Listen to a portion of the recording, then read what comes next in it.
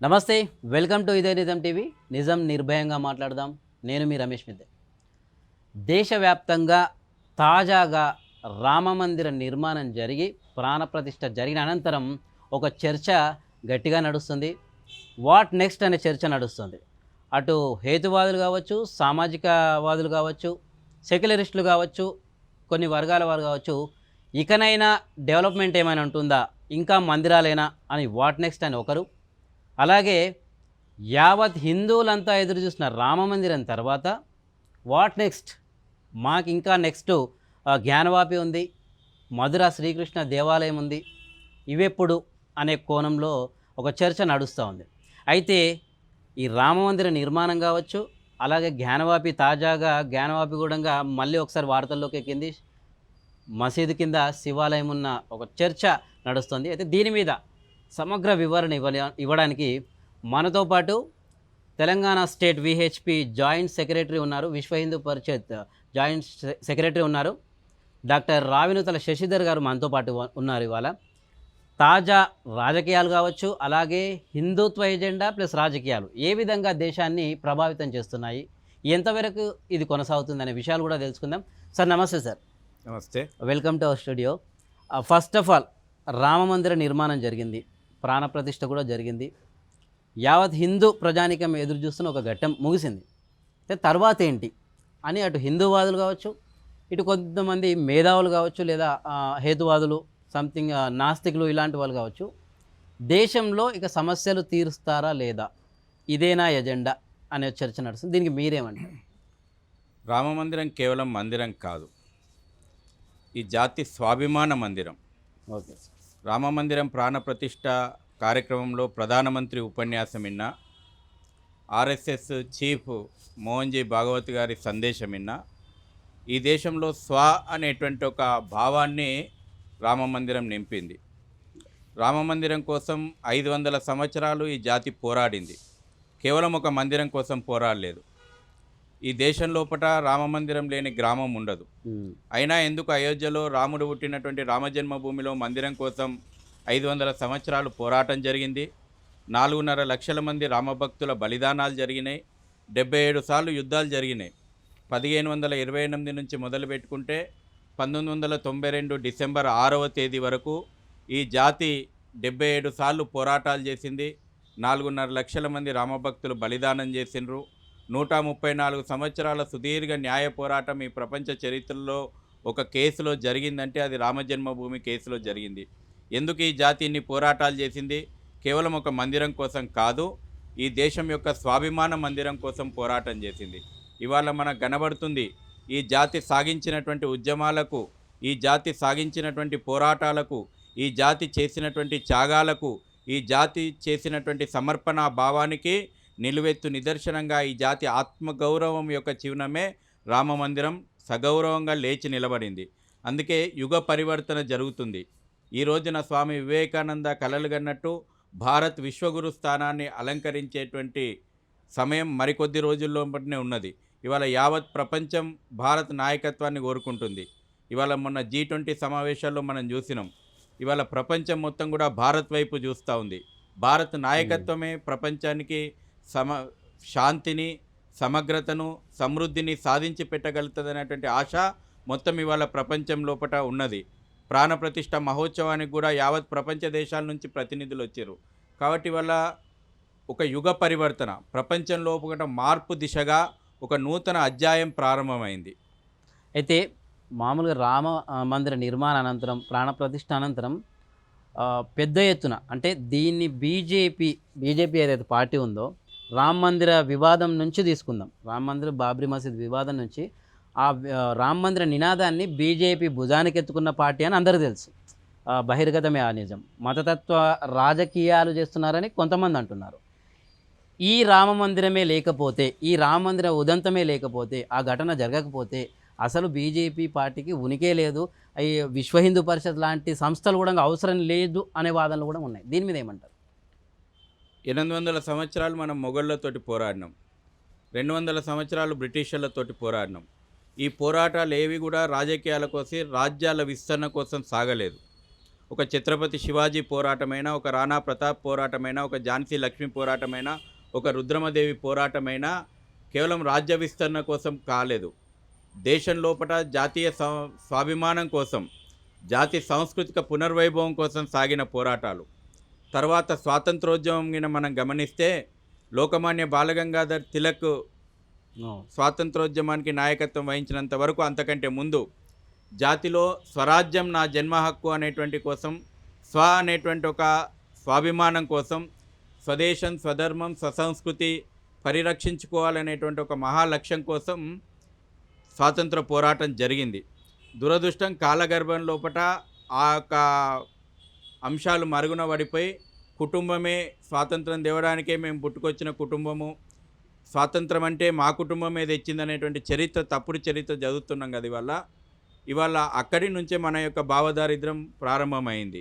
దేశం యొక్క స్వాతంత్ర పోరాటం ఈ దేశం యొక్క సాంస్కృతిక పునర్వైభవం కోసం సాగింది. అంతటి వీరోచితమైనటువంటి వాళ్ళ అయోధ్య ఉద్యమం కూడా ఎందుకు దేశం లోపల ఒక స్వాభిమానాన్ని నింపిందంటే, మళ్ళీ స్వాతంత్ర భారతదేశం లోపల అయోధ్య ఉద్యమం దేశం లోపల స్వాభిమానాన్ని నింపింది. కాబట్టి మనదే ఏ దేశమైనా తనదైనటువంటి ఒక ఘనమైనటువంటి సంస్కృతిని చాటుకోవాలని పోరాడుతుంది. నేను ఇవాళ 2 ఉదాహరణలు మీ ముందర పెడతా. 12వ శతాబ్దం లోపల స్పెయిన్ పూర్తిగా ఇస్లామిక్ చేతిలోపటికి వెళ్ళిపోయింది. 16వ శతాబ్దం లోపల మళ్ళీ స్పెయిన్ స్వాతంత్రం పొందిన తర్వాత అక్కడ ఉన్నటువంటి మసీదులన్నీ మళ్ళీ చర్చిలుగా మార్చబడ్డాయి. 1915 లోపల రష్యా నుంచి పోలాండ్ విడిపోయింది. రష్యన్ క్యాథలిక్స్, పోలాండ్ కూడా క్యాథలిక్సే. కానీ పోలాండ్ రష్యన్ క్యాథలిక్ చర్చిని స్థానం లోపల మళ్ళీ పోలాండ్ క్యాథలిక్ చర్చిని పునర్నిర్మించుకుంది. 2 క్యాథలిక్ చర్చిలే కదా. కానీ ఒక బానిస చిహ్నాలు ఉండొద్దు, నాదైనటువంటి ఒక గొప్పదైనటువంటి చరిత్ర ఉండాలి. ఏ దేశానికైనా గతం నుంచి పాఠాలు నేర్చుకోవాలా, భవిష్యత్తు నిర్మాణం అవుతుంది. కాబట్టి ఈ రోజున అయోధ్య ఉద్యమం ఆ యొక్క పోరాటాల చరిత్రను మళ్ళీ జాతి ముందర ఉంచింది. రాజకీయాలంటారా, దీన్ని రాజకీయాలు చేసింది ఎవరు? ఇవాళ 500 సంవత్సరాల సుదీర్ఘమైనటువంటి పోరాటం అని నేను చెప్పిన కదా. రాజకీయాలు చేసింది కాంగ్రెస్ పార్టీ, రాజకీయాలు చేసింది ఓటు బ్యాంకు, రాజకీయాలు చేసింది కాంగ్రెస్ పార్టీ చేసింది. దేశాన్ని మతం పేరు మీద ఎవరు ముక్కలు చేసిర్రు? ప్రజలను అడిగి ముక్కలు చేసిర్రా? 1947 ఆగస్టు 15న స్వాతంత్రం అనేటువంటి ఒక ముసుగు లోపట మతం ఆధారంగా ఈ దేశాన్ని ముక్కలు చేసింది. అప్పీజ్మెంట్ పాలిటిక్స్ కోసం, మతం కోసం, మతపరమైనటువంటి రాజకీయాల కోసం కాంగ్రెస్ చేసింది. వందే మాతరం నినాదం చేసి కదా వేలాది మంది యువకులు యువతులు ఉరికంబాలు సైతం ఎక్కి ముద్దాడుతూ వందే మాతరం నినాదం చేసి కదా భారతమాత స్వాతంత్రోద్యమం లోపల ప్రాణాలు అర్పించింది. ఆ వందే మాతరాన్ని నిషేధించింది ఎవరు? ఆ వందే మాతరాన్ని పాడొద్దని చెప్పింది ఎవరు? కాంగ్రెస్ పార్టీ కదా. ఎందుకోసం చేసింది? మత రాజకీయాల కోసం చేయలేదా? అంటే ఇవాళ అయోధ్య గురించి నేను చెప్తాను, అసలు విషయానికి వస్తాను. 23 డిసెంబర్ 1949 లోపట అయోధ్యలో రామ మందిరంలో ఉన్నటువంటి విగ్రహాలను తీసేయమని ఆనాడు ఉన్నటువంటి ప్రధానమంత్రి, ఆనాడు ఉన్నటువంటి ఫైజాబాద్ కలెక్టర్ కేకే నాయర్ను ఆదేశించిండు. ఎందుకోసం ఆలోచన చేసిండు? ఈ జాతి హృదయంలో పూజించుకునేటువంటి రాముణ్ణి, రామజన్మభూమిలో ఉన్నటువంటి విగ్రహాలను ఒక దేశ ప్రధానమంత్రి తీసేయమని ఆర్డర్ చేసింది అప్పీజ్మెంట్ పాలిటిక్స్ కోసం, మతపరమైనటువంటి రాజకీయాల కోసం. తర్వాత రాముడు లేడు, రామాయణం ఆనవాళ్ళు లేవు అని సుప్రీంకోర్టుకు అఫిడవిట్ ఇచ్చింది కదా. మొన్నటికి మొన్న సోనియా గాంధీ డైరెక్షన్లో ఉన్నటువంటి UPA 1 ప్రభుత్వం రాముడు కట్టినటువంటి రామసేతును ధ్వంసం చేసి పనికి పూనుకొని, దానికి రామసేతు విషయం లోపల సుప్రీంకోర్టుకు రాముడే లేడనేటువంటి అఫిడవిట్ ఇచ్చింది. ఎందుకోసం ఇచ్చిండ్రు? ఈ దేశం లోపల రాముడి ఆనవాళ్లను చేర్చాలని చూసిండ్రు. రామాయణం లేదని చెప్పిర్రు. హిందుత్వ వ్యతిరేక ఎజెండాతోటి పనిచేసారు. కానీ ఈ రోజున కాలం మారింది. 140 కోట్ల మంది రాముని యొక్క వారసులకు ప్రతినిధిగా ఈనాడున్నటువంటి ప్రధానమంత్రి ప్రాణప్రతిష్ఠ లోపట రామ్లలా విగ్రహం ముందు సాష్టాంగ నమస్కారం పెట్టి రాముడే ఆదర్శం, రాముడు నిత్యం, రాముడు సత్యం, రాముడు ఆశయం, రాముడు ఆదర్శం, రాముడు పోరాటం, రాముడు పరాక్రమం, రాముడు సర్వము, ఈ దేశం అస్తిత్వము రాముడు, భారత్ అంటే భారతీయత అంటే రాముడు, రాష్ట్రం రాష్ట్రీయత అంటే రాముడని సగర్వంగా చాటి చెప్పినటువంటి తరం ఈనాటి తరం చూస్తున్నాం.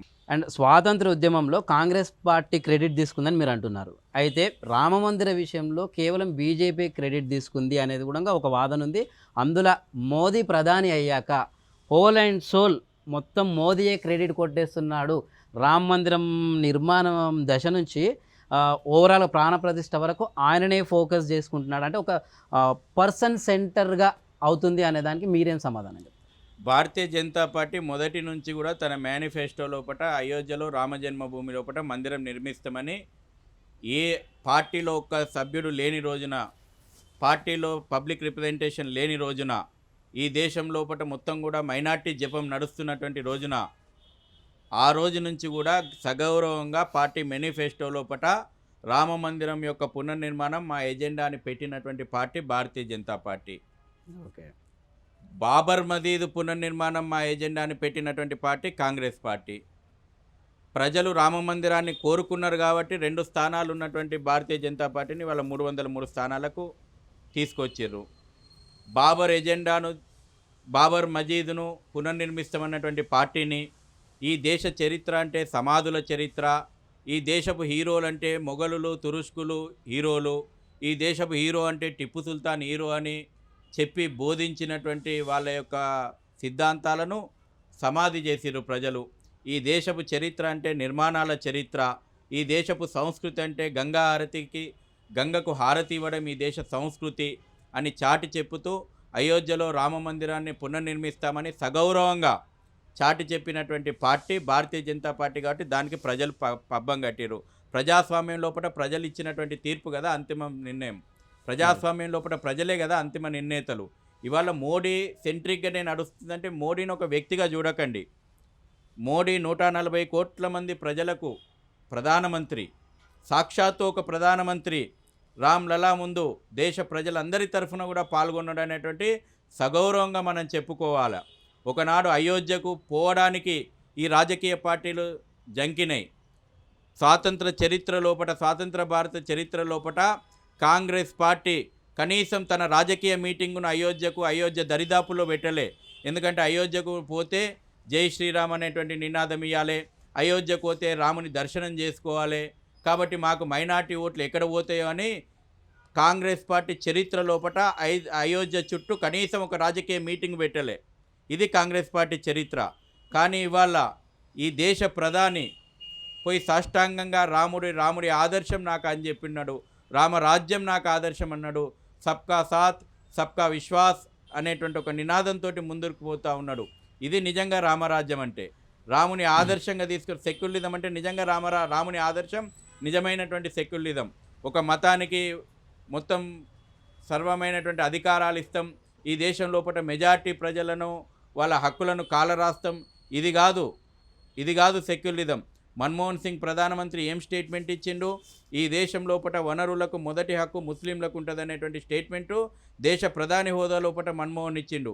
అది కాదు సెక్యులరిజం అంటే. అందరినీ సమదృష్టితోటి చూసేటువంటి రాముని యొక్క విధానము నిజమైనటువంటి సెక్యులరిజం. అంటే రాజ్యాంగబద్ధంగా ఏది ప్రధాని ప్రతిజ్ఞ చేసిన దాన్ని వదిలేసి ఓన్లీ కేవలం ఒక మతాన్ని రిప్రజెంట్ చేయడం సెక్యులరిజమా? రాజ్యాంగంలో మొదటి పేజీలో రాముడు ఉన్నాడు. ఎక్కడ? రాజ్యాంగం ఒరిజినల్ ప్రతి లోపట మొదటి పేజీలో రాముడు ఉన్నాడు. భారతదేశంలో అంబేద్కర్ నేతృత్వంలో వచ్చిన రాజ్యాంగ పరిధి మాత్రమే మనం చూసుకుంటాం. ఇదే నిజం. ఒరిజినల్ రాజ్యాంగాన్ని చూపెట్టండి. ఓకే. కాలక్రమం లోపట ఈ ప్రభుత్వాలు నిజమైనటువంటి రాజ్యాంగాన్ని ప్రింట్ చేయడం కూడా బంద్ చేసినాయి. నిజమైనటువంటి రాజ్యాంగం మీ ఛానల్కు నేను విజ్ఞప్తి చేస్తున్నా. ఫండమెంటల్ రైట్స్ లోపట మొట్టమొదటి చాప్టర్ లోపట మొట్టమొదటి చిత్రపటం లంకలో విజయం సాధించి అయోధ్యకు తిరిగి వస్తున్నటువంటి రాముడు ఉన్నాడు. రాజ్యాంగంలో హనుమంతుడు ఉన్నాడు. రాజ్యాంగంలో ఛత్రపతి శివాజీ ఉన్నాడు. కావాలంటే నేను మీకు ఫోటోలు పంపుతా. ఓకే. అయితే నార్మల్ ఇప్పుడు మనము ఏ రాముని మీద రాజ్యాంగం మీద ప్రమాణం చేయడం అంటే రాముని మీద ప్రమాణం చేసినట్టే. అంటే ఇప్పుడున్న రాజ్యాంగం వేరని మీరే అంటున్నారు కదా. రాజ్యాంగం అంటే దాన్ని ప్రింట్ చేయకుండా దాపెట్టింది, అది ఒరిజినల్ రాజ్యాంగం కాకుండా పోతుందా? అంటే సర్వసత్తాక సార్వభౌమ అధికారం కావచ్చు, రాజ్యాంగం కావచ్చు. అంబేద్కర్ చేతితోటి రాసినటువంటి రాజ్యాంగం ప్రతులు రాముడి గురించి ఉంది అందులో. మొట్టమొదటి రాముని చిత్రపటం ఉందండి. అంబేద్కర్ రాసిన దాంట్లో రాముని చిత్రం మొట్టమొదటి పేజీలో ఉంది. మామూలుగానే డాక్టర్ బిఆర్ అంబేద్కర్ ఇది హిందూ మతానికి చాలా మందికి తెలియని విషయాలు ఇవి. హిందూ మతానికి ఆయన వ్యతిరేక అని అంటుంటారు. అంటే ఆ మతాన్ని ఎక్కువ పట్టించుకోడు ఆయన. ఎందుకంటే వివక్షకు గురైన కాబట్టి నాకు హిందూ మతం అవసరం లేదు. అందరూ సమానంగా ఉండాలి. లేకపోతే దళితులు ఒక రాజ్యాధికారం చేపట్టాలనే కాంక్ష ఉంది భీమ్రావ్, ఆయన. రామ్జీ, అంబేద్కర్. అంబేద్కర్ పేర్లోనే రాముడు ఉన్నాడు. ఓకే. అంటే రాముడు పేరున్నంత మాత్రం రాముడు అయిపోతాడు. అంబేద్కర్ రాముని ఆదర్శంగా తీసుకున్నాడు. ఎక్కడండి? సమాజం లోపట ఎస్ వాస్తవానికి అంటరానితనాన్ని నిర్మూలన కోసం ఈ దేశం లోపట అనేక మంది సంఘ సంస్కృతులు పోరాడినరు, అనేక మంది మహనీయులు పోరాడినరు. ఉమ్, ఒక ఆదిశంకరుడు పోరాడిండు, ఒక రామానుజులు పోరాడినరు. ఆ పరంపరలో అనేక మంది మహనీయుల పరంపరలో అంబేద్కర్ గారు కూడా కాలగర్భంలో వచ్చినటువంటి అంటరానితనము, ఓకే. మనిషి సహజ లక్షణము, ఒకరి మీద ఒకరికి ఆధిపత్య పోరాటము, ఇది ప్రకృతి సహజమైనటువంటి లక్షణంలో భాగంగా వచ్చినటువంటి ఈ పోరాటాలు. పుట్టుకతోటి ఎవరు కులాలను పెట్టుకొని పుట్టలా. కులం అనేటువంటిది ఎక్కడ కూడా మన ధర్మంలో లేదు. రామాయణాన్ని రాసింది ఎవరు? వాల్మీకి. ఇప్పుడు ఉన్నటువంటి దాంట్లోపట ఏ కులం వస్తుంది? బోయ కులం. మరి నిజంగా ఆయన మహర్షి ఎట్లయిండు? మహాభారతాన్ని ఎవరు రాసిండు? వ్యాసుడు రాసిండు. మత్స్యకార కుటుంబంలో ఉన్నటువంటి వ్యాసుడు. కాబట్టి మహర్షి స్థానానికి, అంటే ఏదైతే జ్ఞానంతో మహర్షి స్థానాలు పొందినరు. ఇవాళ అట్లనంటే బ్రాహ్మణ కులంలో ఉన్నటువంటి రావణాసుడు ఎందుకు రాక్షసుడైండు? చరిత్ర లోపట మనం ఈ సోకాళ్ళు మేధావులు కుట్రపూరితంగా చరిత్రను వక్రీకరించి మెకాలేటువంటి విద్యా విధానాన్ని అవలంబన చేసి ఈ దేశం లోపట భారత్ను అఖండతను దెబ్బతీయడానికి, ఈ ప్రజల మధ్యన కలిపి ఉంచినటువంటి సంస్కృతిని, ఈ యొక్క సాంస్కృతిక వారసత్వాన్ని, ఈ యొక్క మూలాలను దెబ్బతీయాలని చెప్పేసి కుట్రల్లో భాగంగా ఇవాళ మనకు అనేక విధాలుగా కుట్రలు జరిగినాయి. విద్యా వ్యవస్థలు కూడా ఆ కుట్రలు జరిగినాయి. మనం ఇవాళ ఒక రాముణ్ణి బోధించుకోవాలనుకుంటే ఇవాళ మతతత్వవాదులం అయిపోయినాం. శ్రీకృష్ణుని చరిత్ర మహాభారతం బోధించాలనుకుంటే మతతత్వవాదులమైనాం. దారిదోపిడి దొంగల చరిత్రను మనం బోధించుకుంటున్నాం. అక్బర్ గురించి, ఔరంగజేబ్ గురించి, అలెగ్జాండర్ గురించి గొప్పగా చెప్పుకుంటున్నాం. మనం ఇప్పటికీ పిల్లలకు అదే చెప్తున్నాం. ఇవాళ రాముని ఆదర్శం ఈ జాతికి అందినన్ని రోజులు ఈ దేశం లోపల అనాథాశ్రమాలు లేవు. ఇవాళ ఎందుకు అనాథాశ్రమాలు పెరుగుతున్నాయి? గొప్పదైనటువంటి మన సంస్కృతి, ప్రపంచానికి జ్ఞానభిక్ష పెట్టినటువంటి సంస్కృతి రాముని దూరం చేసిరు, అనాథాశ్రమాలు పెరిగినాయి. రాముని దూరం చేసుకున్న మనం వృద్ధాశ్రమాలు పెరిగినాయి. ఇవాళ రాముని యొక్క ఆదర్శం ఈ దేశం పాటించినన్ని రోజున ఈ దేశం లోపల ఆలుమొగల మధ్యన విడాకుల కేసులు లేవు. రాముని కుట్రపూరితంగా దూరం చేస్తే ఇవాళ కుప్పలు ఆలుమొగల యొక్క కేసులు పెరుగుతున్నాయి. రాముని ఆదర్శం మనకు ఉన్న రోజున అన్నదమ్ముల గురించి, అన్నదమ్ముల మధ్యన ఆస్తుల తగాదాలు లేవు. రాముని ఆదర్శంగా తీసుకున్నటువంటి రోజున తల్లిదండ్రులను చంపిన సంఘటన లేవు. తెల్లారితే పట్టాభిషేకం, తండ్రి మాట కోసం అడవులకు పోయిండు. ఇది రాముని ఆదర్శం. వందలాది తరాలు రాముని ఆదర్శం తీసుకొని పరిపాలన చేసిరు. నిజమైనటువంటి ప్రజాస్వామ్యం ఏంటంటే ఈరోజు కూడా రామరాజ్యమే నిజమైనటువంటి ప్రజాస్వామ్యం అని మనం అంటాం. ప్రజల యొక్క భావాలను ప్రభుత్వం లోపల ప్రజల యొక్క భాగస్వామ్యాన్ని పెట్టి ప్రభుత్వం యొక్క ఫలితాలు అట్టడుగు ప్రజలకు ఏ విధంగా చేరాలనో రాముని రాజ్యం ఈనాటికి మనకు ఆదర్శం అవుతుంది. అయితే మీరు అంటున్నారు రామరాజ్యము ఈ విధంగా ఉండేది, ఈ రామరాజ్యం ఉంటే ఇవన్నీ జరగవు అని అంటున్నారు. కానీ ఇవన్నీ జరుగుతున్నాయి. ఎందుకంటే కాలం మారింది, కాలాతీతంగా ఆధునిక ఆలోచనలు పెరిగినాయి. అందులో హిందువులు ఉన్నారు, ముస్లింలు ఉన్నారు, క్రిస్టియన్స్ ఉన్నారు. ఎవరైతే అంటే ఇక్కడ రిలీజియన్ కాదు, మనిషి ఆలోచన అనేది మారింది కదా. దీన్ని ఎట్లా చూస్తారు? ఎందుకంటే అందరికీ ఇప్పుడు మామూలుగా ఎట్లున్నారంటే జనాలు హిందువులము, మేము దేవుణ్ణి పూజిస్తాము, అందరి దేవుళ్ళని పూజిస్తాము అని ఒకరంటే, మీ ఇప్పుడు కొంతమంది రాముడే ఫస్ట్ దేవుడు అన్నట్టు అందులో కూడా వివాదాలు ఉన్నాయి. ఒక ఇద్దరు హిందువులు కూడా చర్చ చేసుకుంటున్న పరిస్థితి ఉంది. స్వామి వివేకానంద 130 సంవత్సరాల క్రితం చెప్పిండు, హిందువులని గర్వించండి, హిందువుగా జీవించండి అని. ఓకే, నేను ఇదే నిజంలో నిర్భయంగా మాట్లాడమన్నారు, నిర్మోహమాటంగా మాట్లాడమన్నారు కాబట్టి చెప్తున్నా. ఈనాడు ఉన్నటువంటి చాలామంది హిందువులుగా బతుకుతున్నారు. హిందువులుగా బతకడానికి, హిందువుగా జీవించడానికి తేడా ఉంటుంది. నేను బొట్టు పెట్టుకుంటున్నా, గుడికి పోతున్నా, మొక్కుతున్నా, పండుగలు చేసుకుంటున్నా, పిండి వంటలు చేసుకుంటున్నా, తింటున్నా, సంవత్సరానికి ఒకసారి తిరుపతికి పోతున్నా, మొక్కుతున్నా. ఇది హిందువుగా బతకడం అంటే. ఈ దేశాన్ని, ఈ ధర్మాన్ని, సంస్కృతిని అవసరం అనుకుంటే సర్వం త్యాగం చేసి రక్షించుకుంటా అనేటువంటి సమర్పణ భావం ఉంది కదా, ఇది హిందువుగా జీవించడం అంటే. మన ముందు తరాలు, మన తాత ముత్తాతలు, మన అవ్వమ్మలు ఆ త్యాగాలు చేసిరు కాబట్టి ఇవాళ మనం హిందువులుగా ఉన్నాం. మన మీద ఈ ప్రపంచం లోపల ఏ సంస్కృతి మీద జరగనన్నటువంటి దాడులు, ఏ దేశం మీద జరగనన్నటువంటి దాడులు భారతదేశం మీద జరిగినాయి. ఇవాళ ప్రపంచం లోపల విర్రవీగిన మాదే సంస్కృతి అని, గ్రీకు సంస్కృతి ఇవాళ మ్యూజియాలకు పరిమితమైంది. ఈజిప్ట్ సంస్కృతి మాదే గొప్ప సంస్కృతి అన్నారు, ఇవాళ పోతే పిరమిడ్లు తప్పితే ఇంక కనబడవు. మెసపటోనియా సంస్కృతి మ్యూజియంలల్లో బూజు పట్టిపోయింది. కానీ భారతీయ సంస్కృతి సనాతన ధర్మం నిత్య నూతనంగా ఉందంటే మన పూర్వీకులు చేసినటువంటి త్యాగాలు. వాళ్ళు హిందువులుగా బతకలేదు, హిందువులుగా జీవించిండ్రు. అందుకే స్వామి వివేకానంద హిందూ సమాజాన్ని అడ్రస్ చేస్తూనే హిందువుగా జీవించమన్నాడు. అంటే పూర్తి స్థాయిలో హిందువుగా జీవించడము అంటే పరమతాన్ని కోపయించుకోవడమా, వాళ్ళ మీద ఆగ్రహం వ్యక్తం చేయడమా, వాళ్ళు ఏదన్నా వాళ్ళ స్వేచ్ఛను హరించడమా అనేది కూడా ఒక టాపిక్ ఉంది. అంటే ఈ ప్రపంచం లోపట 100% ఇస్లామిక్ దేశాలలో లేనంత హాయిగా ముస్లింలు భారతదేశంలో ఉంటున్నారు. ఈ ప్రపంచం లోపట 100% క్రైస్తవ దేశాల లోపట లేనంత హాయిగా క్రైస్తవులు ఇవాళ భారతదేశంలో ఉంటున్నారు. ఈ ప్రపంచంలో ఎన్ని మతాలు ఉన్నాయో, ఎన్ని జాతులు ఉన్నాయో అన్నీ కూడా సుఖంగా సంతోషంగా ఉంటున్నాయంటే కేవలం ఒక భారతదేశంలో మాత్రమే. ఎవరు ఆశ్రయం కోరి వచ్చినా, ఎవరు అనాథలుగా వచ్చినా, ఎవరు ఆకలితో వచ్చినా వేల సంవత్సరాలుగా ఈ దేశం ఆశ్రయం ఇచ్చింది, ఇంత అన్నం పెట్టింది. ఇది ఈ దేశం యొక్క గొప్పతనం, ఇది ఈ దేశం అందించినటువంటి మాతృత్వం. అందుకే ఇవాళ ప్రపంచం మొత్తం మన దిక్కు అమ్మతనం చూడాలనుకుంటే అమ్మతనం ఎక్కడ దొరుకుతుంది, ఏ దేశంలో అమ్మతనం కనబడుతుందంటే ప్రపంచంలో మొత్తం కూడా భారతదేశంలో అమ్మతనం కనబడుతుంది. ఇజ్రాయిల్ వాళ్ళ దేశ రాజ్యాంగం లోపట రాసుకున్నారు. వాళ్ళ రాజ్యాంగం లోపల ఇజ్రాయిల్ మొట్టమొదటి పేజీ లోపల వాళ్ళ రాజ్యాంగంలో రాసుకున్నది, మేము ప్రపంచం లోపల చెల్లా చెదురైపోయి అనేక దేశాలలో పోయినాం, అనేక ఇక్కట్లు పడ్డాం. మా సంస్కృతిని, మా యొక్క ఇష్ట దైవాన్ని పూజించాలనుకుంటే కూడా మాకు అడ్డంకులు, వాళ్ళ కల్చర్లో మేము కలిసిపోవాల్సి వచ్చింది.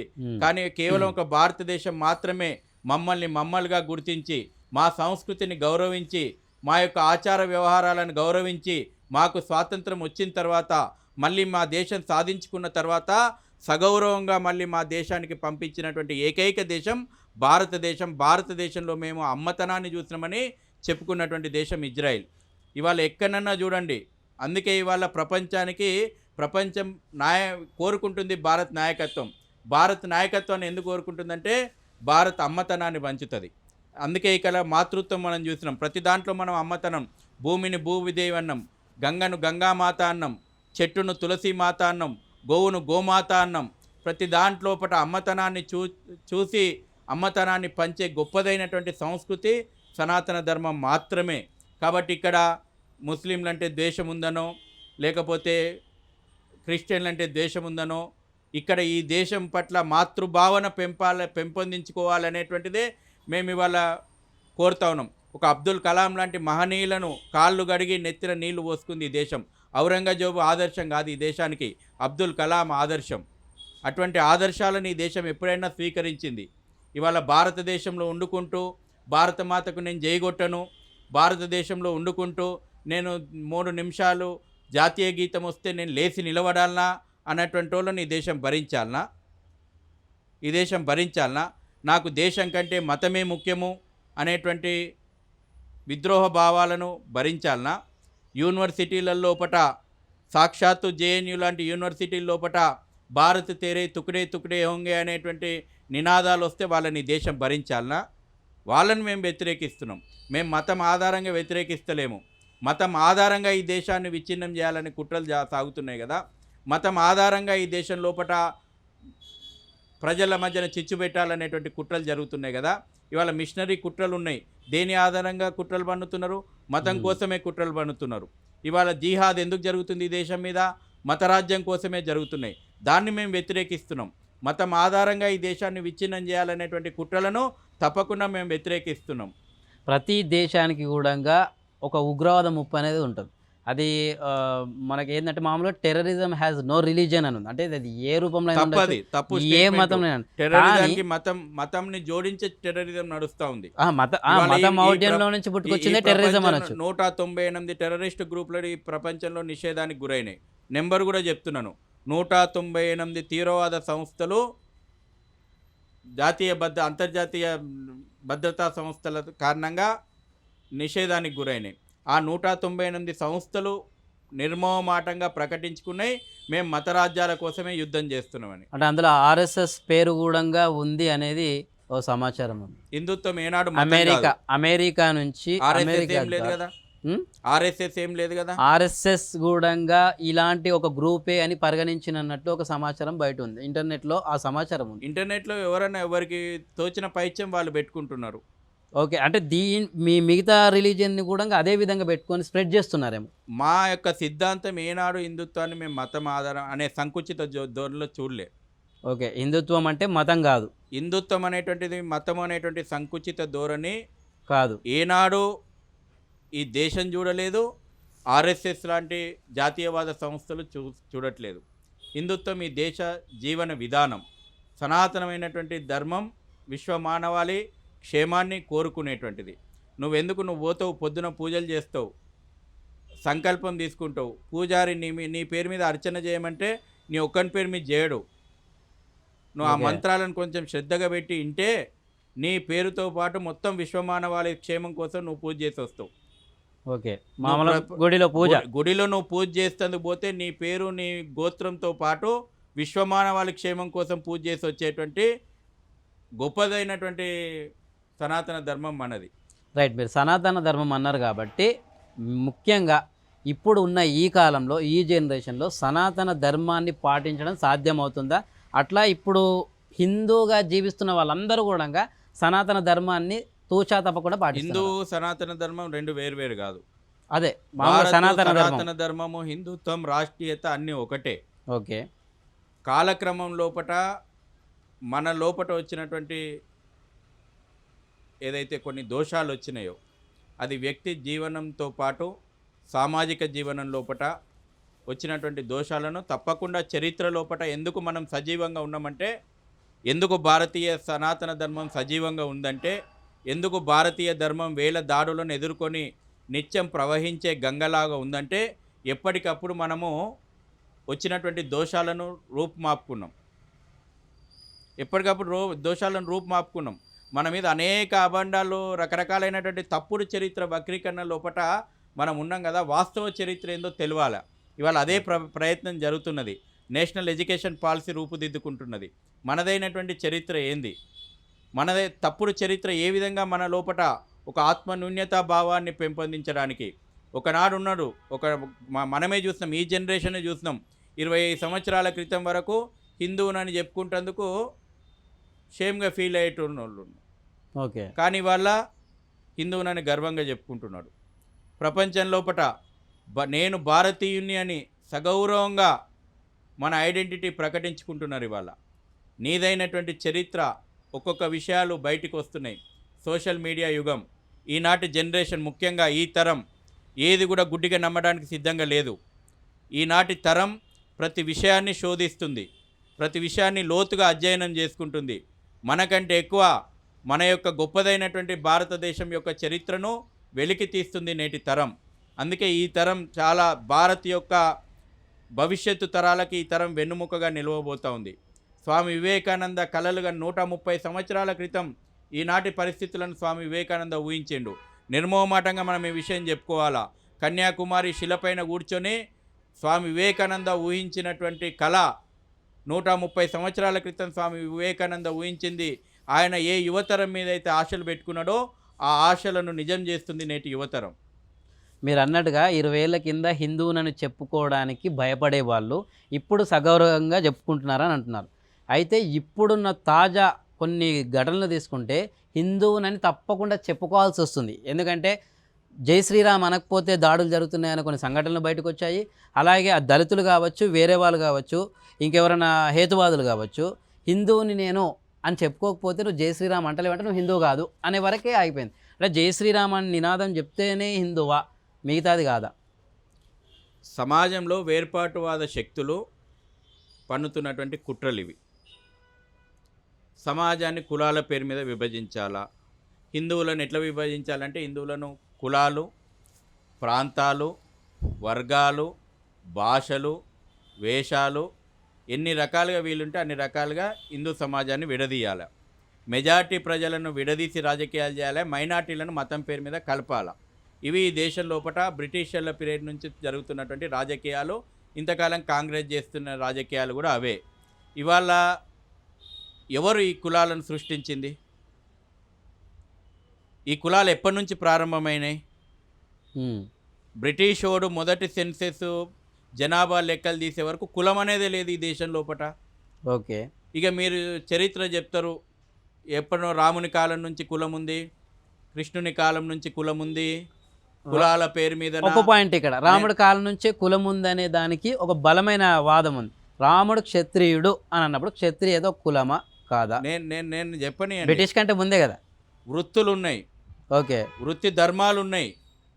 బై బర్త్ ఎవరు కులం కాదు. ఓకే, వృత్తి మార్చుకునేటువంటి ఒక వెసులుబాటు ఉంది. చాలామంది వాళ్ళ బ్రాహ్మణులో పుట్టినటువంటి రావణాసుడు క్షత్రియుడైండు. ఓకే. అనేక మంది వృత్తులను మార్చుకున్నారు. తమ ఏ రంగంలో నిష్ణాతులో ఆ రంగంలో ఆ వృత్తిని చేసేటువంటి వెసులుబాటు ఉంది. ఇవాళ మనం చూస్తలేమా? Group 1, group 2, group 3, group 4, class 1, class 2, class 4.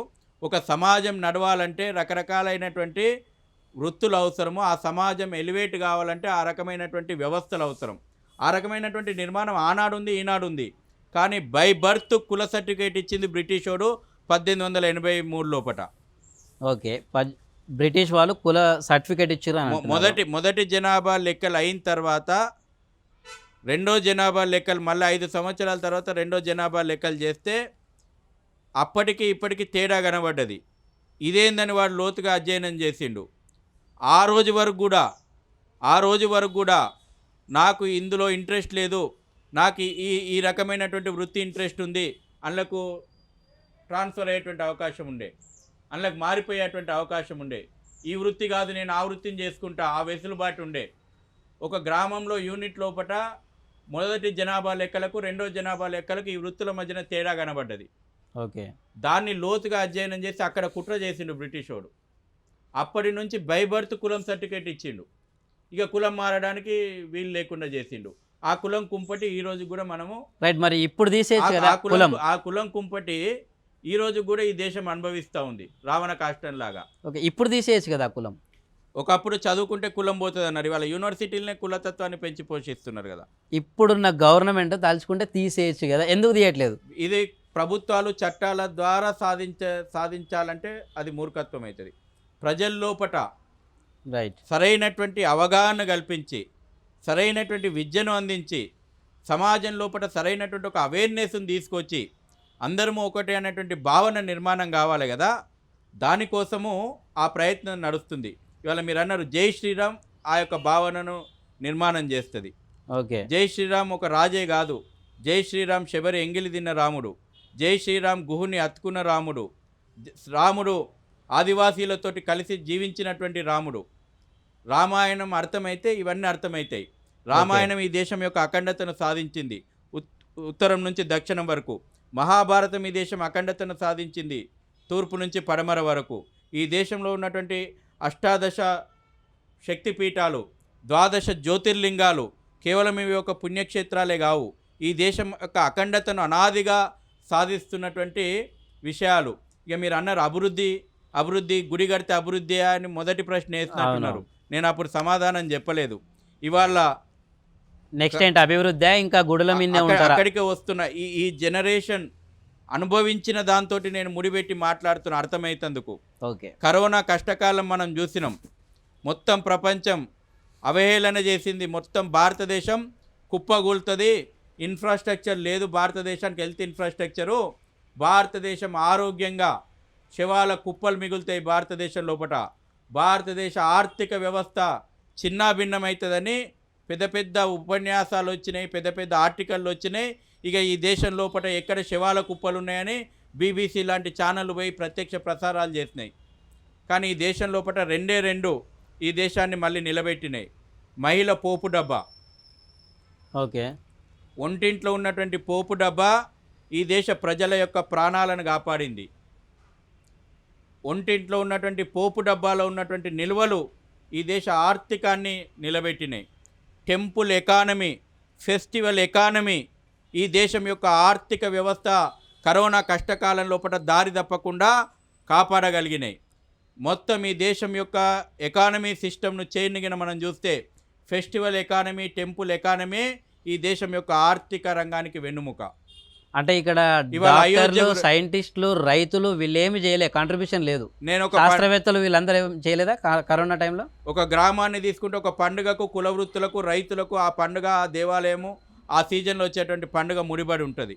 ఇది అర్థం కాని వాళ్ళు చాలా వేగంగా మాట్లాడతారు. ఇవాళ ఏ సీజన్లో ఏ పండుగ వస్తుంది, ఆ పండుగ అప్పుడు ఏ రైతులు పండించేటువంటి పంటలు ఏముంటాయి, ఆ యొక్క సీజన్లో కుల వృత్తులు ఉత్పత్తి చేసేటువంటి ఉత్పత్తులు ఏముంటాయి, ఒక పండుగకు తీసుకుంటే ఆ పండుగలో వాడేటువంటి సామాన్లు ఏముంటాయి, ఇవన్నిటితోటి ఒక సస్టైనబిలిటీ ఉంటుంది. ఒక గ్రామం స్వయం సమృద్ధిగా నిలబడడానికి ఈ పండుగలు, దేవాలయాలు కేంద్ర బిందువు. మీరు అంటున్నట్టు ఆర్థికంగా నడవడానికి ఇవన్నీ వస్తాయి. అయోధ్య గురించి మాట్లాడితే చాలా మంది గుడి కట్టారు కదా. ఈ రోజున ఇవాళ మనం ఈ ఇంటర్వ్యూ చేసుకుంటున్నటువంటి సందర్భం లోపల అయోధ్యలో 2 లక్షల మందికి ఎంప్లాయ్మెంట్ జనరేట్ అయింది. రాబోయే రోజు లోపల 10 లక్షల మందికి ఎంప్లాయ్ జనరేట్ అవుతుంది. సంవత్సరానికి 10 కోట్ల మంది సందర్శించుకునేటువంటి అవకాశం ఉంది అని చెప్తున్నారు. అయోధ్య చుట్టుపక్కలైనటువంటి నగరాల లోపల దాదాపు 10 లక్షల కోట్ల టర్నోవర్ రేపు జరగబోతా ఉంది. అసలు దేవాలయాల కేంద్రంగానే నగరాలు వెలిసినాయండి. రాముడు లేకపోతే భద్రాద్రి, రాముడు లేకపోతే భద్రాచలం ఎక్కడిది, యాదాద్రి నరసింహస్వామి లేకపోతే యాదగిరి గుట్ట ఎక్కడిది, వెంకటేశ్వర స్వామి లేకపోతే తిరుపతి ఎక్కడిది, వేములవాడ రాజరాజేశ్వర స్వామి లేకపోతే వేములవాడ ఎక్కడిది. మొత్తం నగరాలే నిలయాలు, కేంద్ర బిందువులు, దేవాలయాలు. ఈ వాస్తవాన్ని మరిచి ఇక గుడి కట్టంగానే ప్రజల యొక్క జీవనాధారం బాగుపడుతుందా, ప్రజలకు ఉపాధి దొరుకుతుందా అంటే ఈ నగరాల యొక్క ఉపాధి అంతా గుడుల కేంద్రంగానే దొరుకుతుందని ఇప్పుడు నేను చెప్తున్నా. కాదంటారా? అదే గుడి దగ్గర, అదే గుడి మెట్ల మీద భిక్షగాలు కూడా ఉంటున్నారు అనేది కూడా ఉంది. దీన్ని ఏమంటారు? ఆ పరిస్థితి మార్పు కోసం అందరం ప్రయత్నం చేయాలా. ఈ దేశం లోపల పేదరికాన్ని నిర్మూలన చేయడానికి మనిషి లోపల మార్పు రావాలి. నేను ఇంతకుముందు ఏం చెప్పినా, ఎందుకు ఇవాళ ఈ దేశం లోపల అనాథాశ్రమాలు పెరుగుతున్నాయి, ఎందుకు తల్లిదండ్రులను తీసుకుపోయేసి నడి రోడ్డు మీద వదిలిపెట్టేస్తే బతుకు తెరువు కోసం దేవాలయాల మెట్లను ఆశ్రయిస్తున్నటువంటి వాళ్ళు చాలామంది ఉన్నారు. రాముని ఆదర్శం మనం కోల్పోయినాం కాబట్టి తల్లిదండ్రులను రోడ్డు పాలు చేస్తున్నాం. రాముని ఆదర్శాన్ని నింపితే ఆ తల్లిదండ్రులు రోడ్డు పాలు గారు, ఇండ్లలోనే వాళ్ళ కొడుకులు మంచిగా చూసుకునేటువంటి రోజులు వస్తాయి. ఆ ఆదర్శాన్ని నువ్వు నింపకుండా, రాముని ఆదర్శం నింపకుండా తల్లిదండ్రులను రోడ్ల మీద వదిలిపెట్టిరా అంటే వాడు బాబర్ ఆదర్శాన్ని, షాజహాన్ ఆదర్శాన్ని నింపుకుంటున్నాడు. వాడు అంటే పిల్లల్ని హాస్టల్ వేసే తల్లిదండ్రుల గురించి. ఔరంగజేబు ఎక్కడ పెట్టిండు షాజహాన్ను? బతికుండంగా చెరసాలలో పెట్టిండు, చిప్పటి కూరు పెట్టిండు, ఆకలికి అలమటించి చంపిండు. అటువంటి వాళ్ళు ఆదర్శం కావాలన్నా, రాముని ఆదర్శం కావాలన్నా మనకు? అంటే ఇప్పుడు మామూలుగా మీరు తల్లిదండ్రులను అనాథాశ్రమాల్లో వదిలేసే పిల్లల గురించి మాట్లాడుతున్నారు, పిల్లల్ని హాస్టల్లో వదిలేసే తల్లిదండ్రులు కూడా ఉన్నారు. అందులో రామభక్తి ఉన్న వాళ్ళు ఉంటారు, శివభక్తి ఉన్న వాళ్ళు ఉంటారు, భక్తి ఉన్న వాళ్ళు ఉన్నారు. ఆ సబ్జెక్టుని ఈ సబ్జెక్టును మనం మిళితం చేయలేము. గతంలో గురుకులాలు కూడా ఉన్నాయి. విద్య కోసం రాముడు కూడా 14 సంవత్సరాలు గురుకులంలో చదువుకొని వచ్చిండు. ఓకే, విద్యా కాన్సన్ట్రేషను ఆనాటి గురుకులాలే ఇవాళ హాస్టల్ అనుకుందాం. Okay, right. ఎందుకోసం హాస్టల్ వదిలిపెడుతున్నాడు? కొడుకో బిడ్డనో ప్రయోజకులు కావాలని, కాబట్టి ఏకాగ్రతతోటి చదువుకోవాలని. కాబట్టి ఆనాటి ఉన్నటువంటి గురుకులాలే ఇవాళ హాస్టల్ అని మనం అనుకుందాం. హాస్టల్ వదిలిపెడితే తల్లిదండ్రులు వదిలిపెట్టినట్టు మనం ఎందుకు భావించాలి? రైట్. ఓకే, అయితే ఇక్కడ ఇంకొక నెక్స్ట్ పాయింట్కి వస్తే, ఒకవైపు రామ మందిరం అయిపోయింది, ఇంకోవైపు తాజాగా ఇంకొక టాపిక్ చర్చలోకి వచ్చింది. రీసెంట్గా archaeology survey of India Gyanvapi గురించి సంచలనమైన చిత్రాలు రిలీజ్ చేసింది. మసీదు కింద గుడి ఉంది అనే విధంగానే ఒక ప్రకటన వెలువడింది. అయితే ఇది నిన్న మొన్న కాంగ్రెస్ పాలన ఉన్నప్పుడు లేవలేనిది, అలాగే గత ఒక 2 years బ్యాక్ నుంచి ఈ సబ్జెక్టు చర్చలోకి వచ్చింది. ఎందుకు రీసెంట్గా అంటే దీని వెనకాల ఏమన్నా రాజకీయ లబ్ధి పొందడానికి ఇదేమన్నా యాక్షన్ ప్లానా? ఈ దేశానికి మనిషికి గుండెకాయ ఎట్లనో భారతీయ సనాతనమైనటువంటి ధర్మానికి కేంద్ర బిందువు దేవాలయం. ఓకే, అందుకే చూడండి 800 సంవత్సరాల ఇస్లామిక్ దాడులలో మొట్టమొదటి ధ్వంసానికి పూనుకున్న దేవాలయాల మీదనే. దేవాలయాలను ధ్వంసం చేసిండ్రు. అంటే నీకు ఆత్మగౌరవము లేకపోతే స్వాభిమాన కేంద్రాలు, అవి ప్రేరణా కేంద్రాలు, స్ఫూర్తి కేంద్రం దేవాలయం అంటే, శ్రద్ధా కేంద్రం. కాబట్టి 800 సంవత్సరాలు నిరంతరంగా దాడులలో ధ్వంసం చేసిరు. బ్రిటిషోడు చట్టం పేరు మీద నిర్వీర్యం చేసిండు. ఈరోజు కూడా మనం స్వాతంత్రం వచ్చిన తర్వాత కూడా ఇంకా అందులో నుంచి బయటపడలా.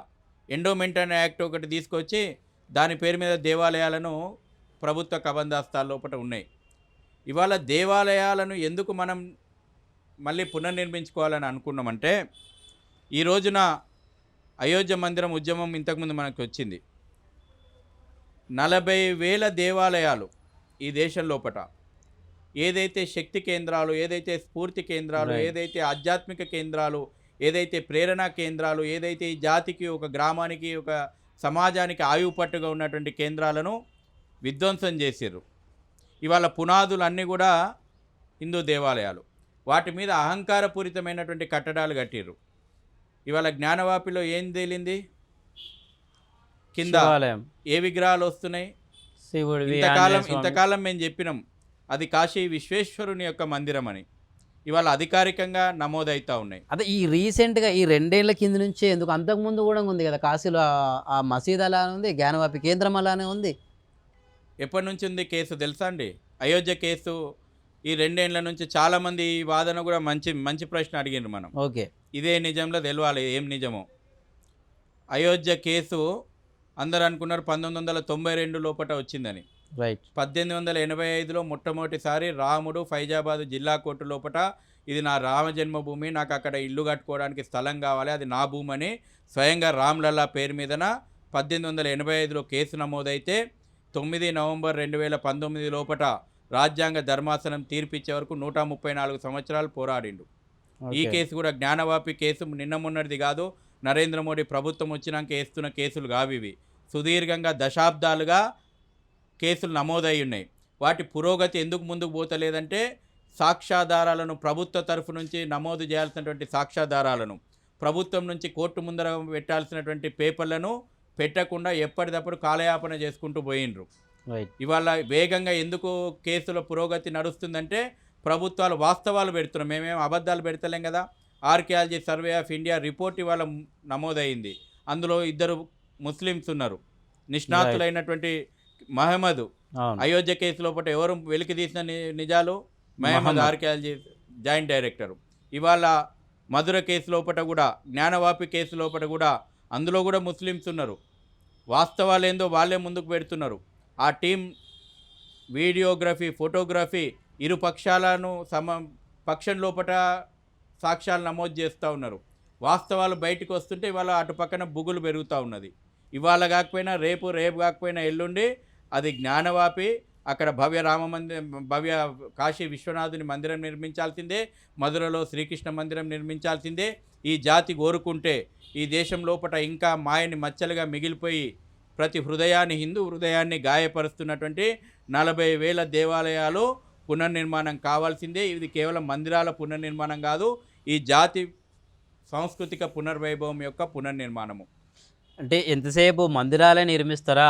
ఒక యూనివర్సిటీ నిర్మించలేదు, ఒక బ్యారేజీలు నిర్మించలేదు, జాతికి లేదా ఇక్కడున్న పేదల ఆకలి తీర్చడానికి. ఇప్పుడు ఆకలి సూచీలో ఇండియా స్థానం ఉంది, 104 సంథింగ్ ఏదో ఉంటుంది. అయితే ఇట్లాంటి ఆకలి చావుల్ని తీర్చలేరు, కానీ గుడులే అవసరమా అనేది ఒక వర్గం వాదన. దీన్ని ఏమంటారు? ఇంతవరకు మెయిన్ ఇంకొక క్వశ్చన్, ప్రధానమంత్రి కాదు ప్రచార మంత్రి, ప్రధాన పూజారి అనే ఒక సోషల్ మీడియాలో ఒక పెద్ద ఎత్తున ఒక ట్రెండ్ అవుతుంది. అంటే ప్రధానమంత్రిని చేసింది పరిపాలన చేయడానికా, లేకపోతే గుడులను ప్రారంభించుకుంటే పూజలు చేయడానికా? నరేంద్ర మోదీ మీద ఒక విమర్శ ఉంది. దీన్ని ఏమంటారు? ప్రధానమంత్రి స్పష్టంగా చెప్పిండు, అయోధ్య రామ మందిరం నిర్మించిన అదే సందర్భం లోపల 4 కోట్ల మందికి పేదలకు ఇండ్లు కూడా నిర్మించి ఇచ్చిన అని. ఇక దేశ ప్రజలు విమర్శించేటోళ్లకు ప్రపంచంలో ఉన్నటువంటి కొన్ని ఏజెన్సీలు కుట్రపూరితంగా తప్పుడు వార్తలు ప్రచారం చేసేటటువంటి వాళ్ళకు సమాధానాలు గవర్నమెంట్ వెబ్సైట్లకు పోతే, ఈ దేశంలో 2014 నుంచి రోడ్ల విస్తరణ ఎంత జరిగింది, పోర్టుల విస్తరణ ఎంత జరిగింది, కొత్త ఎయిర్పోర్ట్లు ఎన్ని వచ్చినాయి, కొత్త ఉపాధి కల్పన ఎంత జరిగింది, కొత్త ప్రైవేటు రంగం లోపల ప్రభుత్వ రంగం లోపల ఏ రకమైనటువంటి అభివృద్ధి జరిగింది, జీడిపి ఎట్లా పెరిగింది, ప్రపంచ ఆర్థిక వ్యవస్థ లోపల భారత్ ఎదుగుదల ఎట్లుంది, ఇవన్నీ కూడా పారదర్శకంగా ఉన్నాయి. సార్ మీరు మామూలుగా విహెచ్పి కావచ్చు, ఆర్ఎస్ఎస్ కావచ్చు, ఇంకేదైనా హిందుత్వ ఎజెండా తీసుకున్న ప్రతి ఆర్గనైజేషన్ కావచ్చు, మతతత్వ సంఘాలు లేకపోతే మతతత్వ పార్టీలు అని ఒక ముద్ర ఉంది. అది తెలంగాణలో కూడా అది బలంగా వినిపిస్తున్నది. అంటే దీని మీద మీ వివరణ ఎట్లా ఉంది? మమ్మల్ని విమర్శించేటువంటి వాళ్ళు మమ్మల్ని మతతత్వవాదులన్నా, మమ్మల్ని మతోన్మాదులన్నా, మమ్మల్ని మత ఉన్మాదులన్నా, మేము ఈ జాతి శ్రేయస్సు గురించి నిరంతరం కూడా పనిచేస్తూనే ఉంటాం. మా ఎజెండా చాలా స్పష్టం. మాకు భారత్ పునర్వైభవం కోసం మేము పనిచేస్తూ ఉన్నాం. వాళ్ళు ఎందుకు మమ్మల్ని మతోన్మాదులు అంటున్నారు? ఈ దేశం లోపట మతం ఆధారంగా రిజర్వేషన్లు ఉండకూడదని కొట్లాడుతున్నాం కాబట్టి మమ్మల్ని మతోన్మాదులు అంటారా? రాజ్యాంగ స్ఫూర్తికి విరుద్ధంగా, అంబేద్కర్ ఆశయాలకు విరుద్ధంగా మతపరమైనటువంటి రిజర్వేషన్లు కల్పిస్తామనంటే దాన్ని వ్యతిరేకించడానికి మేము మతోన్మాదులమైతే మేము మతోన్మాదులమే కావచ్చు. కానీ మేము రాజ్యాంగం యొక్క స్ఫూర్తిని కొనసాగించాలని కోరుకుంటున్నామని మాత్రం స్పష్టం. ఈ దేశం లోపట వనరులకు ముస్లింలకే మొదటి హక్కు ఉంటుందని ప్రధానమంత్రి ప్రకటిస్తే దాన్ని వ్యతిరేకించి ఈ దేశంలో ఉన్నటువంటి వనరుల మీద ఈ ప్రజలందరికీ హక్కు సమానంగా రాజ్యాంగం కల్పించిందని మేము మాట్లాడితే మేము మతోన్మాదులమైతే మేము మతోన్మాదులమే కావచ్చు. కానీ మేము రాజ్యాంగాన్ని తూచా తప్పకుండా గౌరవిస్తున్నటువంటి వాళ్ళం. ఈ దేశం లోపట అనేక విషయాల లోపట ఇవాళ చూస్తూ ఉన్నాం. కుహానా సెక్యులరిజం ముసుగు లోపట హిందుత్వాన్ని వ్యతిరేకించడమే వాళ్ళ యొక్క కుహానా సెక్యులరిజం అయింది. హిందుత్వాన్ని విమర్శించడమే, మన యొక్క విశ్వాసాలను గాయపరచడమే ఇవాళ ఆ యొక్క వర్గానికి సెక్యులరిజం అయితే వాళ్ళకు మేము మతోన్మాదులుగా మేము కనబడతా ఉన్నాం. ఇవాళ మేము ఈ దేశం లోపట రాముడి ఆదర్శం అని మాట్లాడితే మేము మతోన్మాదులమైతే ఖచ్చితంగా రాముడి ఆదర్శం రాజ్యాంగం స్వీకరించింది, ఆ రాజ్యాంగానికి నిజమైనటువంటి గౌరవం ఇస్తున్నటువంటి వాళ్ళం మేమే అనుకుంటాం. ఇవాళ ఎంత అప్పీజ్మెంట్ ఇవాళ రజాకార్లు తెలంగాణలో ఉండి మనం మాట్లాడుతున్నాం. ఇక్కడ ఉన్నటువంటి సంస్కృతి మీద దాడి చేసినటువంటి వాళ్ళు, ఇక్కడ మహిళలను బట్టలు ఊడదీసి బతుకమ్మ ఆడించినటువంటి వాళ్ళను, నిజాం నిరంకుశత్వానికి వ్యతిరేకంగా పోరాడిన గడ్డ ఇది. పోయి నిజాంకు సలాం కొట్టి వాళ్ళని మేము సెక్యులరిజం అంటే నిజాంకు సలాం కొట్టొద్దు, నిజాం అకృత్యాలను మనం ఈ జాతి తిప్పికొట్టింది అని అంటే మేము మతోన్మాదులమైనమా? నిజాం సమాధికి సలాం కొట్టినటువంటి వాళ్ళు సెక్యులరిజమైనరా? ఎక్కడో టర్కీలో చచ్చిపోయినటువంటి నిజాం వారసుని తీసుకొచ్చి ఇక్కడ అధికారిక లాంఛనాలతోటి అంత్యక్రియలు చేస్తే వాళ్ళు సెక్యులరిజమైనరు. తెలంగాణ కోసం వీరోచితమైనటువంటి పోరాటాలు చేసినటువంటి వాళ్లకు సముచితమైన గౌరవం ఇవ్వాలంటే మేము మతోన్మాదులమైనమా?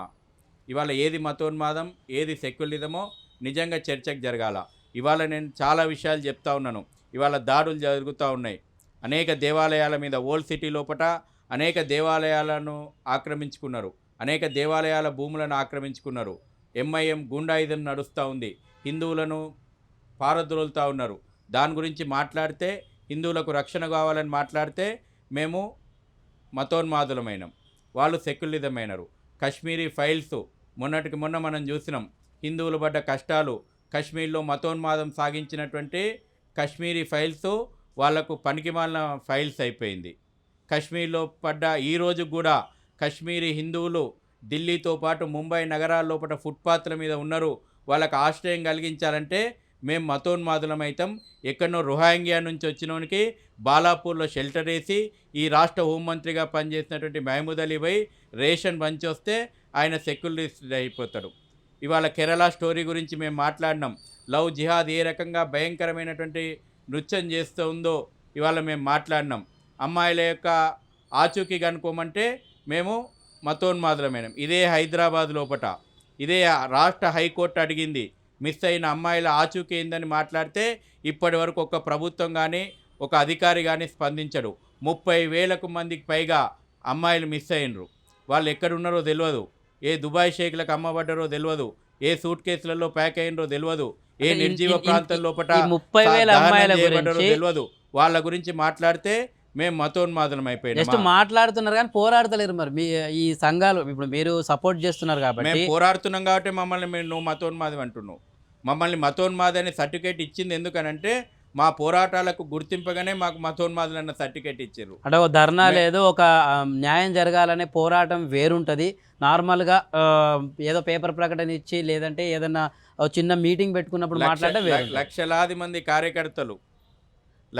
మంది కార్యకర్తలు నిరంతరంగా పోరాటాలు చేస్తున్నాం, పోలీస్ కేసులు ఎదుర్కొంటున్నాం, జైళ్ళ పాలు అవుతూ ఉన్నారు, అనేక మంది హత్యలకు గురి కాబడుతూ ఉన్నారు. ఇవాళ మా పోరాటాలకు అటు పక్కన కుహానా సెక్యులిజం ఇచ్చినటువంటి అవార్డు మతోన్మాదులు, మతతత్వవాదులని. మీరు మతోన్మాదులు అనుకుంటారా, మత ఉన్మాదులు అనుకుంటారా, ఏమన్నా అనుకోండి, కానీ ఈ సమాజం కోసం, హిందూ సమాజం కోసం, భారతీయ సమాజం కోసం నిలబడతాము, పోరాడతాము, నిలబెడతాము. ఓకే, థ్యాంక్ యూ శశిధర్ గారు, మాతో ఈ టైం గడిపినందుకు, అలాగే ముఖ్యమైన విషయాల గురించి కూడా మాట్లాడినందుకు. మరోసారి మరో అంశం మీద మళ్ళీ మిమ్మల్ని కలుద్దాం. అండ్ ఇది ఈ వారం మన ఒక టాపిక్ అనేది తీసుకున్నాము. అండ్ నెక్స్ట్ మరో అతిథితో మరో టాపిక్ మీద మేము ముందుకు వస్తాం.